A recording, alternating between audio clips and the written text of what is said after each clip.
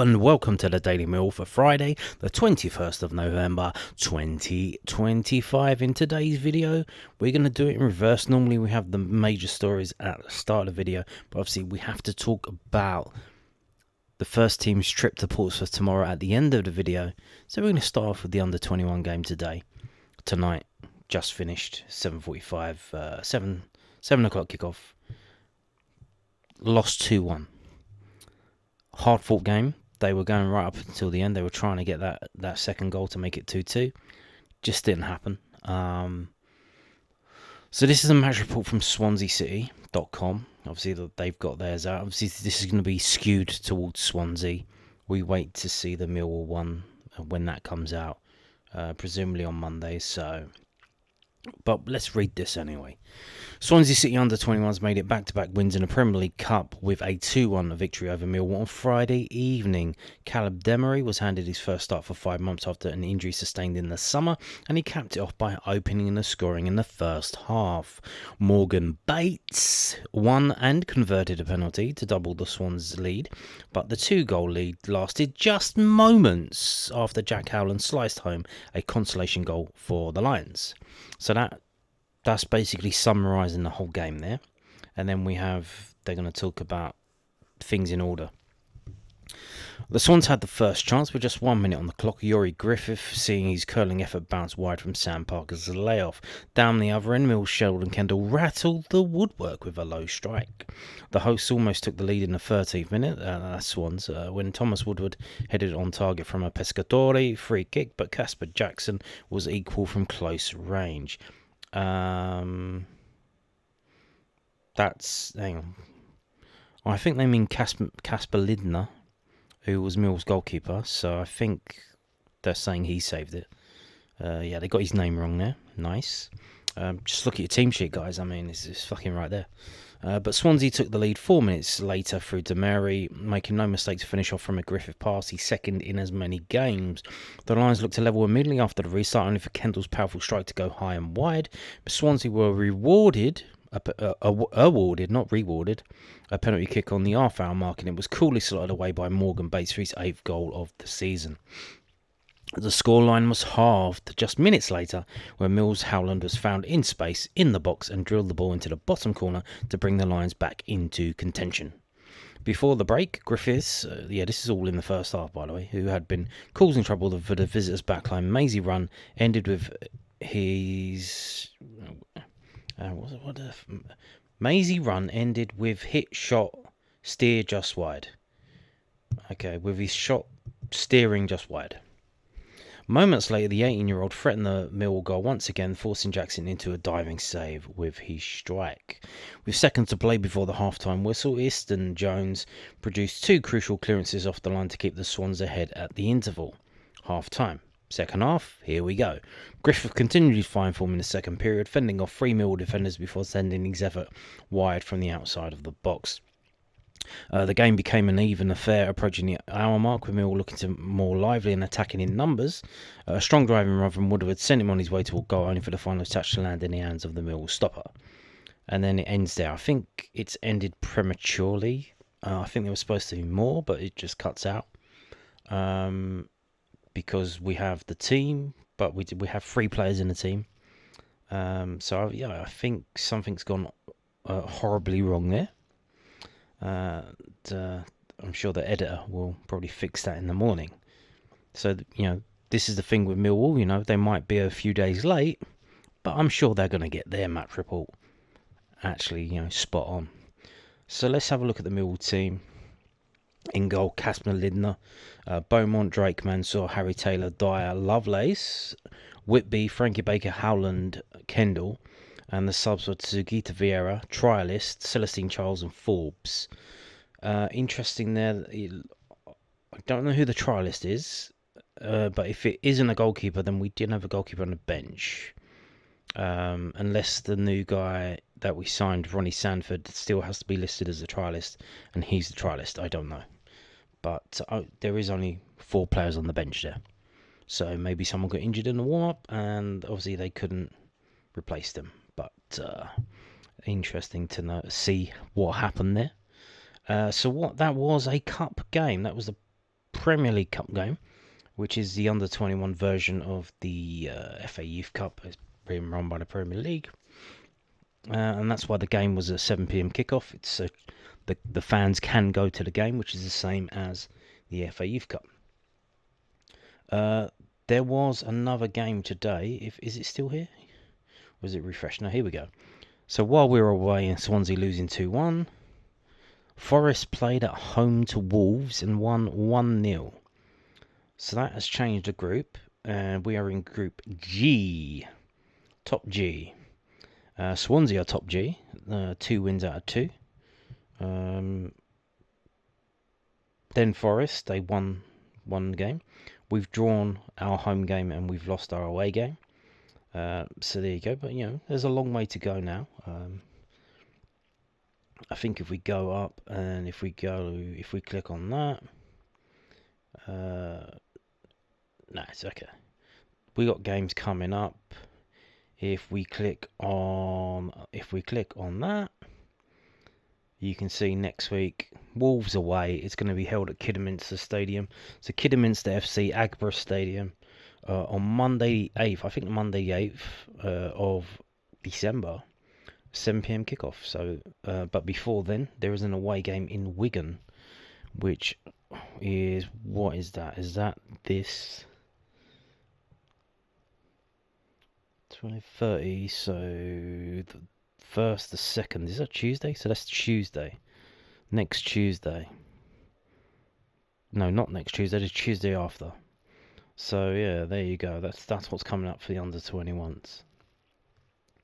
Now, moving on to this, the Junior Lions Christmas party, not festive party, Christmas party. Aha, this is very interesting. This is from millwallfc.co.uk. Let's have a look at this picture. What do you think of that? Do you think it's a bit weird? I believe that is Zampa the lion.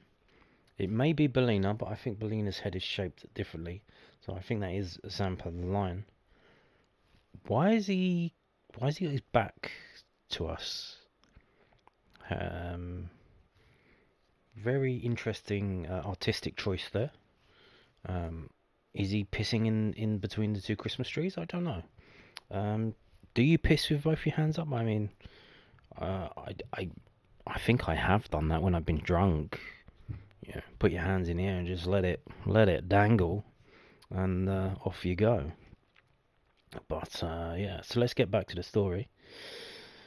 Millwall Football Club's 2025 Christmas party will take place on Sunday the 14th of December, !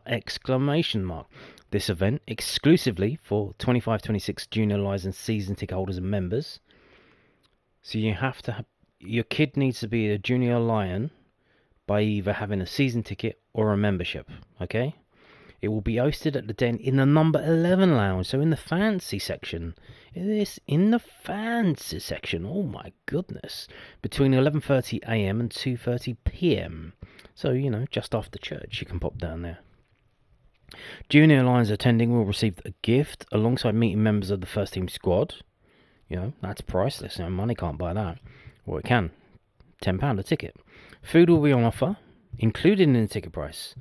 So, for the ticket price, you will get some food, a free gift, and you will meet some of the first team players. Whilst there will be music, and the Junior Lions Committee will be hosting a raffle and a silent auction for some exclusive items. Parking will be available on a first come, first served basis. Tickets are priced at £10 per person. So it's per person, children and adults. So, that's obviously to pay for the gift and the food.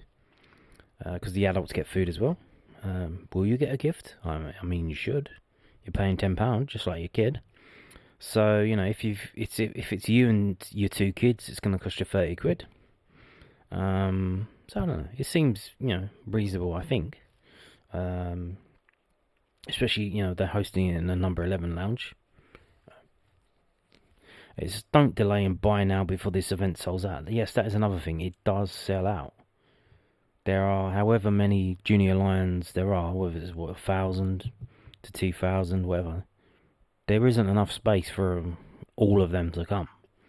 So, if you want to, you've got to get in and buy a ticket. Where do you buy a ticket? You just go to the ticket website. So the ticket website at the top, tickets, click on that. It will take you there. £10 per person. £10 per person. Here's the thing, though. Obviously, if you don't have kids, don't buy a ticket. Don't be a fucking weirdo. I'm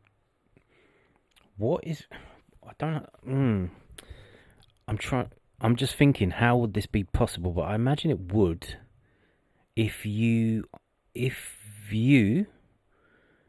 there is a man or woman who is not a member or a season ticket holder, but their kids are. Maybe if you're sharing custody with your kids and you've bought them a membership, but you don't have one yourself, probably because you can't go to many games, you don't, it's not worth it for you. Can you still go? If you aren't a member, can you still go? Because it only says your kids need to be junior Lions season ticket holders and members. So what if the adult who goes with the kids is not? I guess I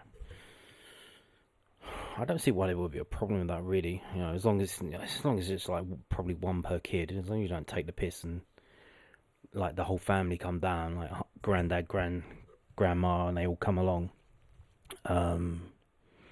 So yeah, there you go. Now, moving on to first team affairs. Southwarknews.co.uk. Alex Neil identifies Mill's biggest challenge this season. Is it keeping the players fit? I don't know. Let's read it. Alex Neil described Mill's struggle to field a settled starting 11 as their biggest challenge this season. Yes, it is indeed. The Lions have faced two separate injury crises in the first 3.5 months of the season, restricting Alex Neil's ability to name a consistent lineup from game to game. That's interesting that he said that. So he obviously has in mind, these are the best players. This is my best team. This is what I want to field week in, week out.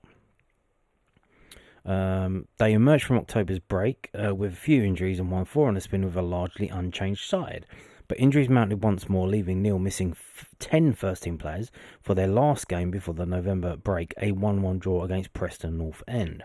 Ahead of his side's trip to Portsmouth on Saturday, Neil identified the lack of consistency in player availability as his side's biggest obstacle so far.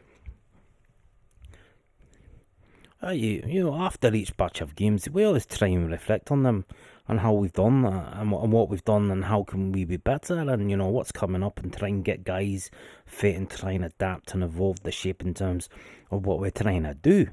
And I think the biggest challenge this year is, I've said it quite a few times before, and it's just consistency in terms of personnel and consistency in terms of style. And, naturally, when you've got players missing, whether people like it or not, it does affect how we try and play.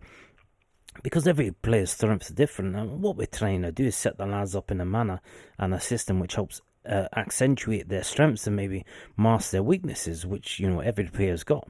And for us, it's much more complex when we've got players missing, because we need to try and find maybe other ways of pressing the ball, maybe other ways of retaining the ball and carrying that threat.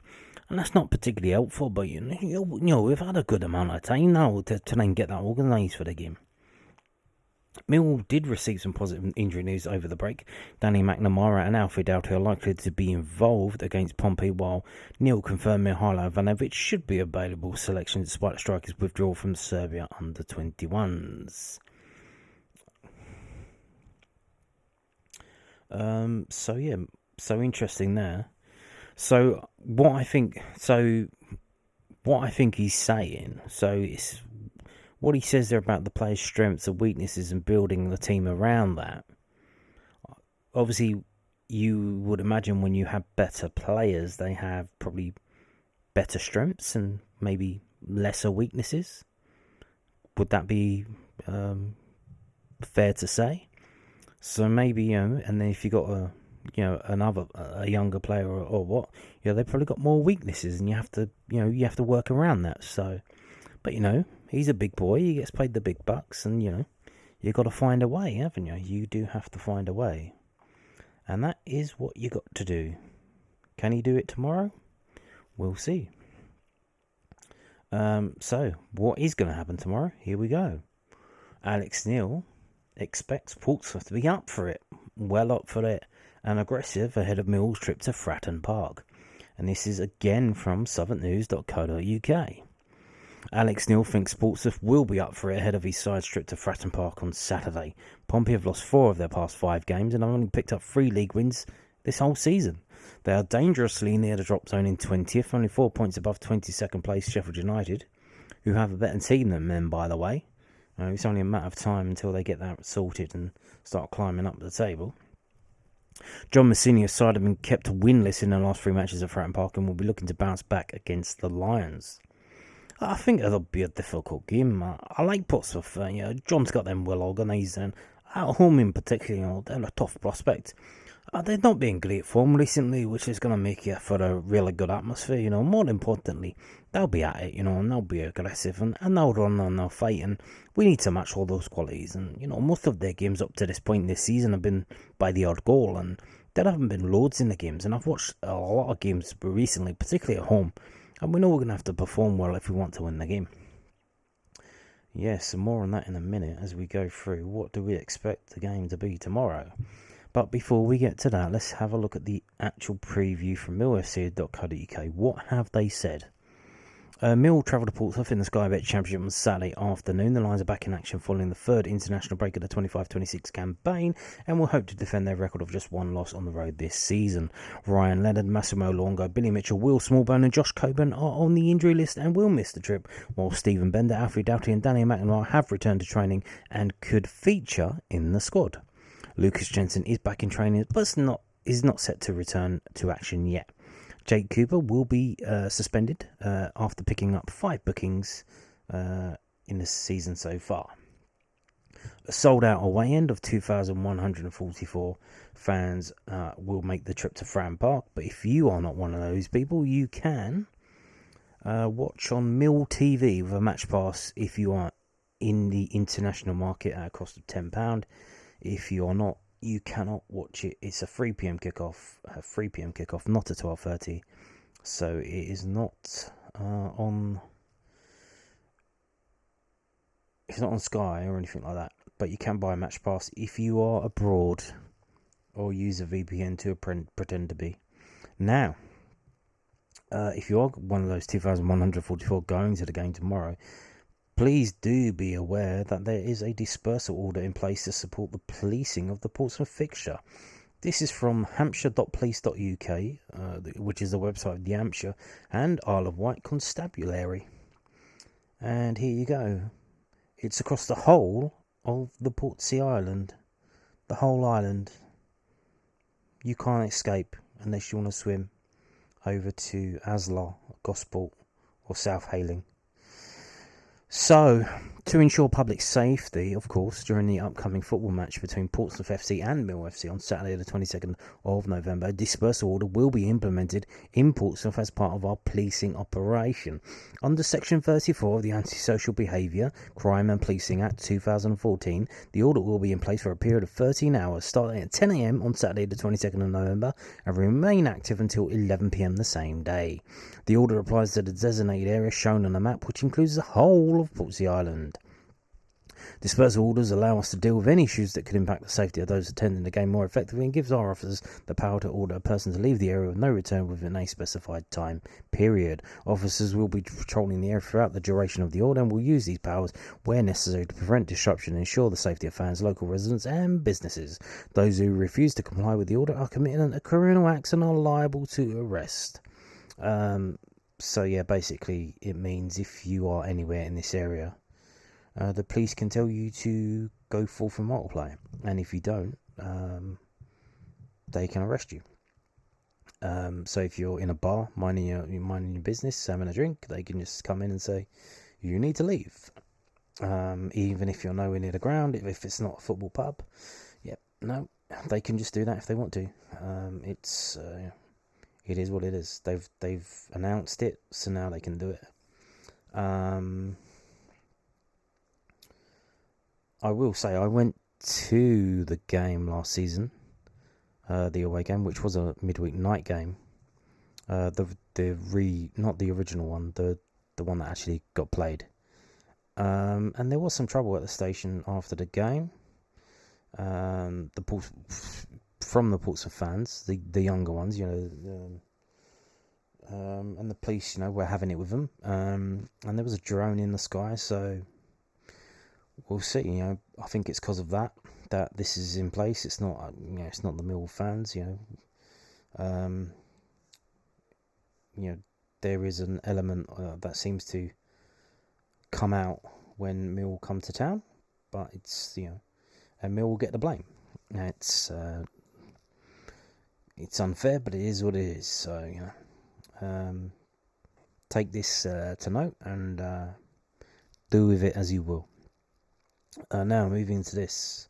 This is from EFL.com. It is the Championship pre-match stat pack. So every week before the fixtures, the EFL do stats that they give to commentators. And if you watch the game on Millwall TV tomorrow, you'll probably hear one or two of these because they like to roll it out. So here we go. Portsmouth have lost their last 4 league matches against Millwall, with all 4 defeats coming via a 1-goal margin. So that's not just for this fixture, that's home and away.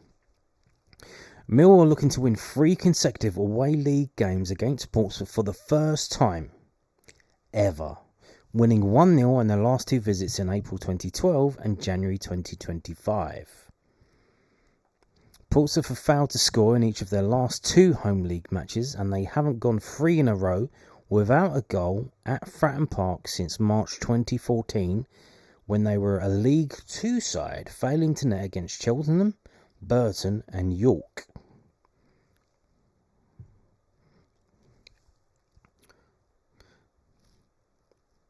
Since Alex Neil's first league game as Millwall manager on New Year's Day 2025, only Coventry have won more points in the Championship than the Lions.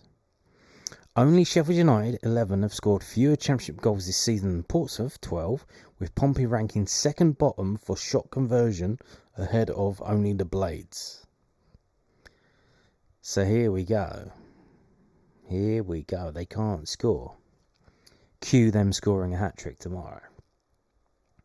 So let's have a look at that record then. This is from 11v11.com. It's the historical record of games between Millwall and Portsmouth, and I've sorted it Portsmouth versus Millwall. So there is a large chunk of time where we haven't played them. We played them in the 1920s, and then we didn't play them again until 1966.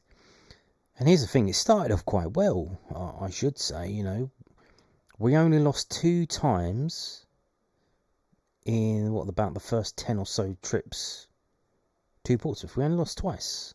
Once in 1922 and once in 1968. For an away fixture, that's quite remarkable. But then, here we go. 1970s come, and we don't win. The 1980s come, and we don't win. The 1990s come, and we don't win until we do in 1995. So I counted it up earlier. This is like 17, 18 games where we went to Portsmouth without winning. So if you were following, Millwall then, you probably fucking hated going to Portsmouth. 17 games in a row without a win. Until 1995, 2nd of September, a 1-0 win. And in fact, if you look up here, 1-0 win, 1-0 win, 1-0 win, 2-0 win. So the clean sheet is kind of vital in a win. And then, a couple of defeats, and we go back to the more recent times. We're on a run at the moment of 4 games without a defeat. The last time we lost it was in 2002, so 23 years ago. But since then, a 1-1 draw, and then a 1-0 win, a 1-0 win, a 1-0 win. Well, sounds like 1-0 win might be the optimal performance to getting a win away at Portsmouth. So all of our victories at Portsmouth have been 1-0 wins, except for the 2-0 win in 1971. So there you go. I think we need to keep a clean sheet tomorrow, don't you? If we don't, we're probably looking at a draw. A 1-1 draw, I would imagine. So there's that. Let's get into this. This is from whoscored.com. As we've seen the last 6 matches away at Portsmouth, it's been 2 wins for them, 1 draw and 3 wins for us.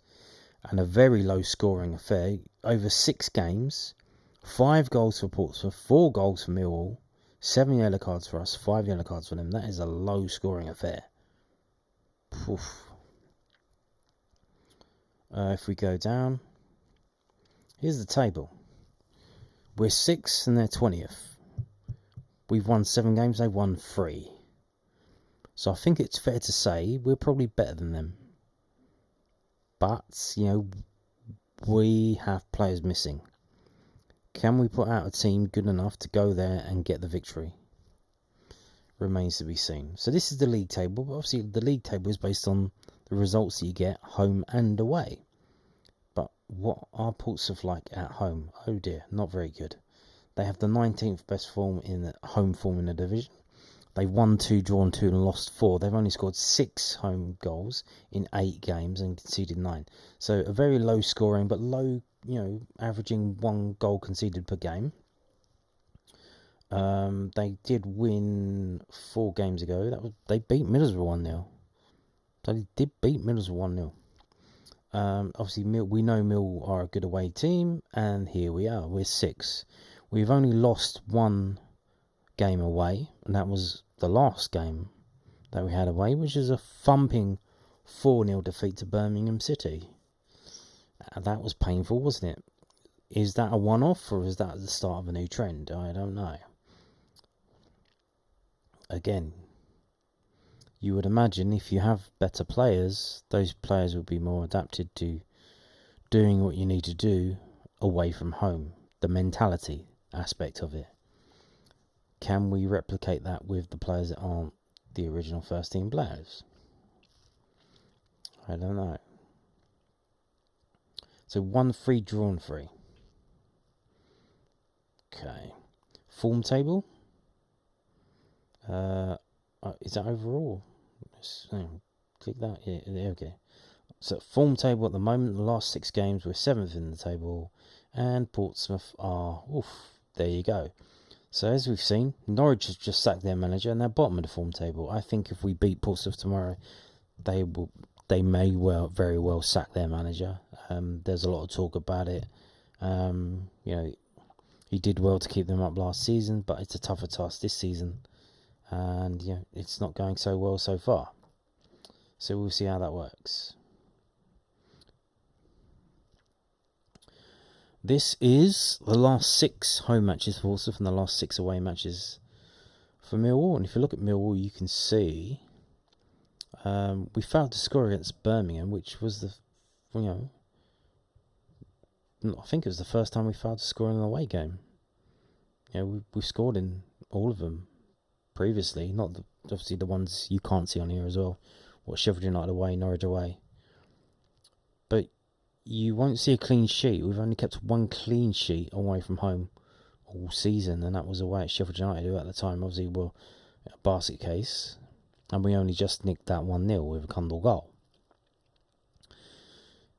Can we get the clean sheet tomorrow? I think we need to keep a clean sheet if we're going to win the game. So we'll see if that comes along. If you look at Portsmouth, what do you notice? They failed to score against Sheffield Wednesday, which is... you can't beat Sheffield Wednesday at home. That's troubling. They've got problems, massive problems. You can't beat them. In fact, you lose 2-0 to them. You failed to score against Stoke and you failed to score against Wrexham. Although you do keep a clean sheet against them, and you keep a clean sheet against Middlesbrough in a 1-0 victory. So yeah. You would imagine if we do score, we're going to at least come away with a point. Because can they score 2? Well, they've scored 2 against Watford. And that's the only game on here that you can see where they've scored 2. Strengths and weaknesses, you can see there's a lot more strengths for Millwall. And, they've got their weaknesses. If we go up, if we look at the match facts on the right hand side, Millwall have won their last 6 matches against Portsmouth in all competitions. Portsmouth have seen under 2.5 goals scored in their last 5 home matches against Millwall in all competitions. Millwall have been winning at both half-time and full-time in their last 3 away matches against Portsmouth in all competitions. Indeed. So let's have a look at the prediction. What do they think is going to be the score tomorrow? Oof, look at that. That is... So everyone's like, we've got a massive injury problem. Have a look at that. It's all around the world. It's not just us. There are other teams with problems like this. Right back Terry Devlin scored an unexpected brace against Hull 2 weeks ago, but his goals weren't enough to help Portsmouth avoid a 3-2 away defeat at the MKM Stadium. Injuries are battering John Mousinho's side, who have picked up just 2 points from their last 6 games. Mihailo Ivanovic's first half goal proved enough to earn Millwall a point in game week 15 as the London club came from behind to draw against Preston after a strong run of form. Alex Neil's side are now winless in their 3 league outings, although they remain in the playoff places heading into Saturday's clash. And they say Portsmouth 1, Millwall 2. Portsmouth 1, Millwall 2, which will mean, if that comes to pass, that will be the first time that we've won away at Portsmouth with conceding a goal. All of our wins have been to nil. History, ladies and gentlemen. Can you believe it? Now, their top scorer, he's injured. He's got 3 goals. That guy, they just... right back Terry Devlin scored 2 against Hull 2 weeks ago. He's their number 2 scoring. He scored 2 goals in 1 game, and that rocketed him to number 2 in the goal scoring market for Portsmouth. Wow. Right. 2-1 from them. What did the other mob say? This is sportsmold.co.uk. I'm not going to go through this. I feel a bit bad because every week I bring them up, but they do a heck of a preview and they write it up. But we just want to get to the score really, because you've kind of heard all this stuff already. If you want to read it, I'll pause it and you can read it. Obviously, here's the thing that I want to mention. All of you, Jake Cooper's shit. We should get rid of him. I think you're going to find out how shit he really is tomorrow. When he's not going to be there, and I think there's going to be something lacking in the defence. Hopefully there's enough. There's decisions to be made. What do we do? Does he change it to a back 3? Because I don't know. Does he? What does he do? Does he move Crammer back into the middle? Does he bring Grant into the middle and leave Crammer at right back? If he brings Crammer into the middle, do you play Danny Mack at right back? Is he ready for that yet? You'd imagine, Sheffield Wednesday game in the week, that's probably a better prospect. I think Portsmouth's best player, I think he's playing, I'm not sure if he's injured, is that Jacob Murphy guy. He's on the left wing. So whoever plays right back's going to have a heck of a time defending. And the thing with Crammer, if you want him to bomb forward like he bombs forward, that probably, is going to leave a big gap at the back. So you probably want a right back that stays right back. So we'll see. I'm sure, we are going to miss Jake Cooper tomorrow. Hopefully not enough that it causes us to lose the game, but you never know.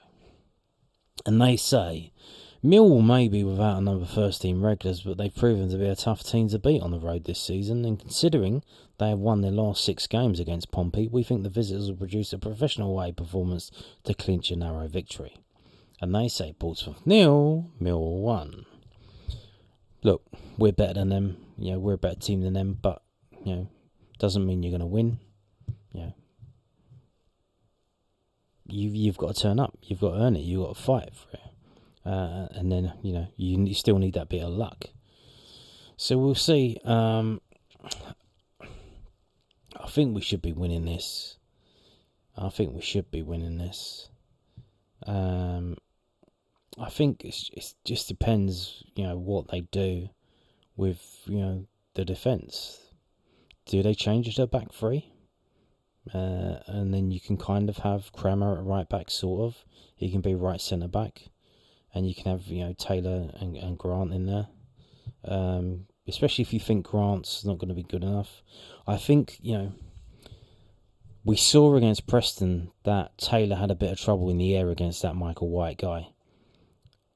In that case, you're probably going to want to cram her back in the middle as an aerial threat. Or Grant Grant can do the same thing, but then, like I said, do you switch to back three just for this game because Cooper's missing? If you don't think whatever replacement you put in for him is good enough to cover for him, so you just put an extra one in there just to help everybody out and they get through it together. We'll see. I don't know, but yeah. So depending on the team, obviously, I think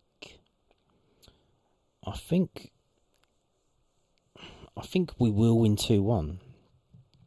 I think we will win 2-1.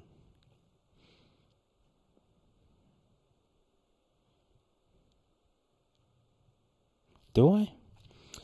I can see it being 1-1 as well, actually, I can see it being 1-1 or 2-1 to us.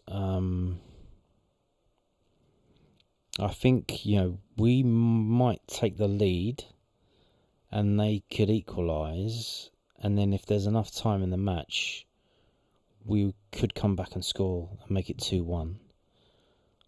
Especially, I think, Alex Neil's going to go for it off the bench. He's not going to sit for the point. We seemingly do have options on the bench tomorrow. Doughty's supposed to be back.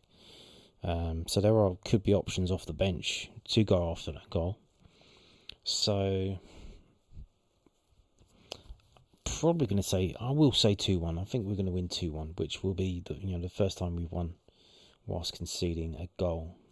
So that should be fun. And on that note, thank you for watching and goodbye.